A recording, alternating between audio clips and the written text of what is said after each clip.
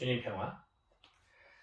네, 늘 항상 이렇게 너무 화면 가까이에 그렇게 잘생기지도 않은 얼굴을 너무 가까이 들이밀면서 영상을 찍는 것 같아서 오늘은 약간 좀 한 번 정도는 분위기를 바꿔보고 싶어서 이렇게 조금 새로운 포맷을 준비해봤습니다. 어, 오늘 저희는 교구장님을 뵈러 갑니다. 교구장님 인사드리러 가는데요. 제가 이번에 새롭게 총 원장이 저희 수도의 원장이 뽑히면서 평의원이 됐어요. 그래서 대표로 인사를 함께 드리러 가고요. 그리고 저녁에는 저희 수도원에 잠비아에서 먼 잠비아에서 유학온 우리 공동체 잠비아 형제들 2명 피터 형제와 유다 형제가 8번째 서원 갱신을 합니다. 그래서 거기 저녁에 미사를 갱신 미사를 참석하게 됐습니다. 제가 이제 소임을 받았어요. 소임을 받아서 이제 5월부터 그 전이란 저희 수도의 본원입니다. 저의 못자리죠. 제가 수도원 처음 들어왔을 때 그곳에 들어가서 살았고요. 거기가 이제 저희의 본원이라고 합니다. 시골입니다. 창문을 열면 고라니 떼가 산과 언덕을 뛰어다니고 뱀도 꽤 있고요. 그리고 부엉이도 본 적이 있어요. 너구리도 보고. 아무튼 그 호젓한 그 공동체 원장으로 가게 됐습니다. 그래서 한국 형제, 잠비아 형제 이렇게 형제들이 있는데요.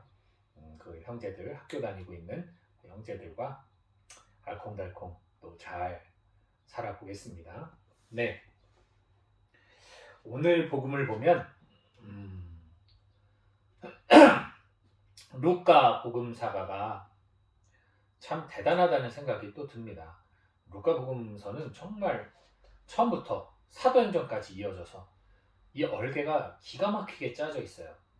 그래서 오늘 특별히 이 24장 46절에서 48절의 이 이야기, 이 말씀, 성경에 기록된 대로 그리스도는 고난을 겪고 사흘 만에 죽은 이들 가운데서 다시 살아나야 한다. 그리고 예루살렘에서부터 시작하여 죄의 용서를 위한 회개와 그의 이름으로 모든 민족에게 선포되어야 한다. 너희는 이 일의 증인이다.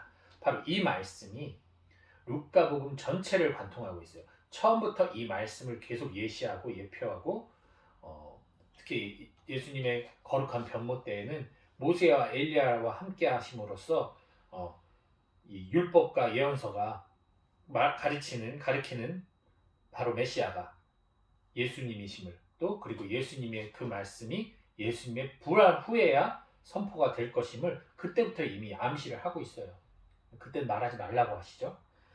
그때는 깨닫지 못했기 때문에 예수님의 참 부활의 의미를 제자들이 깨닫지 못했기 때문에 그때는 말하지 못하게 하고 이제부터 말하도록 이제야 봤으니까 부활하신 예수님을 이제야 만났으니까 예수님이 돌아가시기 전부터 그분의 신성을 알고 그분의 구원의 그 사업을 즉 하느님의 그 큰 뜻을 알았다면 뭐 그때부터 선포를 할 수 있었겠죠. 하지만 그들은 몰랐어요. 그래서 이제 이 사도행전 1장 8절에서도 그렇고 이 루카복음 마지막 이 부분에서도 이렇게 우리 그리스도인이 앞으로 어떻게 살아가야 될 것인지 우리들의 지상 일대의 명령이 무엇인지를 명확하게 드러내고 있습니다. 우리는 모든 피조물에게 복음을 선포하는 것, 즉 모든 이들에게 죄로부터 해방을 알리고 영원한 생명을 소개하는 예수 그리스도의 이름으로 그들에게 내적 평화와 기쁨과 행복을 줄 수 있는 사람들이 되어야 된다는 거죠. 그러기 위해선 나 먼저 부활의 삶을 살아야 되는 것이죠. 사실 죄송합니다. 자꾸만 가래가 끄네요. 사실 오늘 복음을 보면서 한번 여러분들이 이 장면을 눈을 감고 상상을 해보세요. 다락방에서 그들은 두려움과 초조함 그리고 반신반의함 긴장감에 있습니다. 엠마오로 갔던 둘이 와서 얘기를 해요. 예수님 만났다고. 그래? 그럼 예수님 어디 있어? 근데 사라졌어. 뭐 증거가 없잖아요. 우리 집에 두꺼비, 금두꺼비 있어하고 다를 바가 없어요. 여인들도 마찬가지죠. 예수님을 만났다고 해요. 그래서 예수님 어디 있어? 예수님이 오신댔어요. 근데 안 오고 계시잖아요. 그들의 마음 안에는 여전히 불신이 있었습니다. 그도 그럴 것이, 이들은 예수님이 성서에 예언된 메시아긴 한데 그 메시아가 아시다시피 유다를 다시 다윗 시절처럼 부국강병시키는, 로마를 밀어내고 다시 임금으로서, 용감하고 위대한 임금으로서 그들을 통치하는 그런 메시아를 기대했기 때문에 예수님께서 끊임없이 사람의 아들은 죽었다가 사흘 만에 부활한다는 그 말 자체를 이들은 들으려 하질 않았어요. 그리고 실제로 내가 어떤 것을 믿게 되면요, 아무리 진실을 얘기해도 퇴기의 경을 낍니다. 그것을 거부하거나 혹은 왜곡합니다. 실제로 제자들은 그랬죠. 예수님이 제자들을 데리고 산으로 올라가세요. 2번. 누구죠? 이 거룩한 병모 때랑 그리고 겟세마니에서의 기도 때 제자들을 데리고 산을 딱 2번 올라가시는데, 즉 예수님은 산에서 기도하시는데 제자들에게 기도하라고 하신 적이 없어요. 가만 보면 그냥 제자들 놔두고 주로 예수님 혼자 기도하러 가시다가 딱 2번 제자들을 데리고 가시는데, 그때마저도 제자들이 어떻습니까? 예수님의 기도하는 모습을 바라보며 자요. 아주 잘 잡니다. 깨워도 못 일어날 정도로.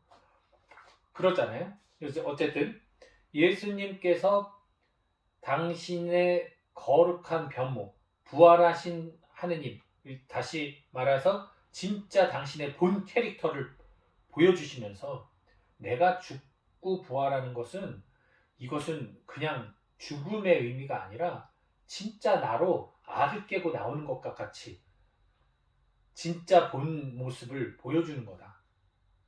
응? 그러니까 내가 죽는 것은 어떤 실패나 끝이 아니라 그저 진짜 내가 이루고자 하는 뜻을 이루기 위한 과정일 뿐이다 라고 당신의 거룩한 변모를 통해 보여주는데, 그때 어떻습니까? 베드로를 대표로 한 사도들의 마음은 그거예요.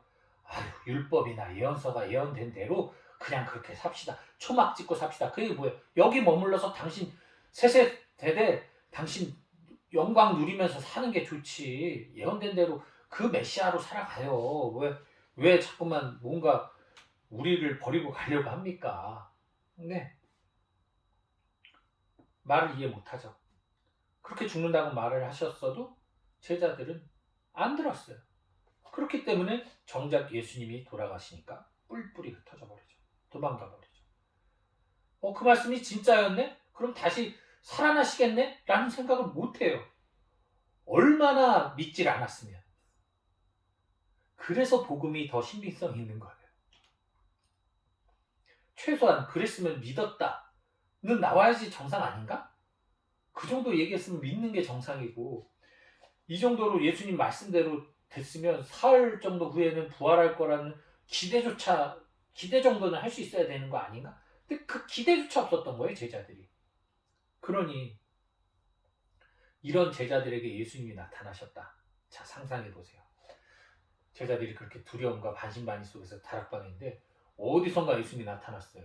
그러면서도 놀랄까봐 안녕 이렇게 인사하지 않고 평화를 빈다. 야, 평화를 빈다. 얘들아, 평화를 빈다. 이러면서 안심을 시켜요. 평상시 예수님께서 하시던 그 말씀을 하시는 거죠, 멘트를. 근데도 놀라서 으악 비명 지르고 뭐 빌고 막 제자들이 난리가 났습니다. 혼비백산했어요. 그 예수님께서 왜 놀라냐? 왜 지금 의욕이 있냐? 나다. 나 봐봐, 만져봐. 나 뼈 살 다 있지 않냐? 나야. 설명해요. 그러니까 이게 꿈이야 생시하고 제자들이 다 예수님을 보겠죠. 먹을 것 좀 갖고 와봐. 먹는 것도 보여줄게. 그래서 예수님이 생선을 드세요. 그때 제자들 같이 먹는 게 아니에요. 보시면 아시겠지만 다 놀래가지고 이러고 보는 거예요. 이게 어떻게 된 거야? 세상에. 신기하죠? 여러분이라면 안 그럴 것 같죠? 그렇게 열심히 예수님이 당신 이럴 거라고 얘기를 했는데도 이렇게 못 믿고 이렇게 그냥 마치 예수님 공생할 때 군중이 호기심 어린 눈으로 예수님 쳐다보듯 이렇게 쳐다볼 수 있을까요?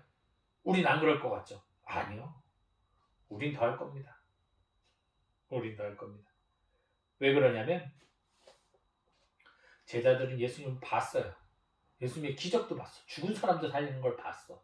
그런 제자들도 이것을 예수님의 부활을 체험할 때 반신반의했는데 우린 예수님을 못 봤어요. 그림자조차 본 적이 없어요. 그렇다면 우리의 반응은 둘 중에 하나입니다. 절대적인 믿음 아니면 절대적인 불신. 중간 어중간함은 없어요. 사실. 있을 것 같지만 사실은 거의 없다고 보셔야 됩니다.